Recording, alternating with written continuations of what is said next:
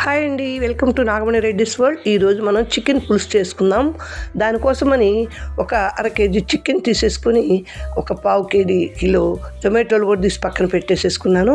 చికెన్లో మ్యారినేట్ చేయడానికి ఉప్పు, మిరియాల పొడి, పసుపు, అలాగే కొంచెం ధనియాల పొడి, జీలకర్ర పొడి, కారం, గరం మసాలా పౌడర్ వేసేసి బాగా దీన్ని కలిపేసి ఒక 10 నిమిషాలు, పావు గంట పక్కన పెట్టేసేసుకోవాలి.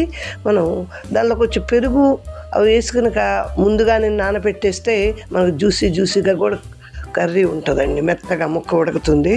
అంత నానేలోపు మనం మిక్సీ జార్లో కొంచెం కొబ్బరి, జీడిపప్పు వేసి ముందు మెత్తగా మిక్సీలో వేసేసుకొని దానిలోనే మనం కట్ చేసి పెట్టుకున్న టొమాటోలు కూడా వేసి మెత్తటి ప్యూరీ లాగా చేసి పక్కన పెట్టేసేసుకున్నాం.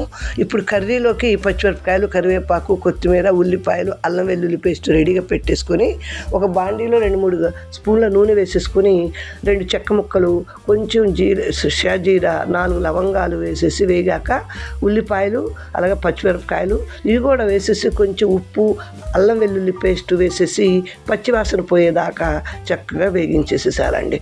ఇదంతా బాగా వేగింది అనుకున్న తర్వాత మనం చికెన్ కూడా దీనిలో వేసేసుకొని కొంచెం నీచు వాసన పోయేదాకా నీరు మూత పెట్టేసి వేగించేసుకోవాలి. దానిలో కొత్తిమీర, కరివేపాకు కూడా వేసేసుకున్నాం ముందుగానే కొంచెం.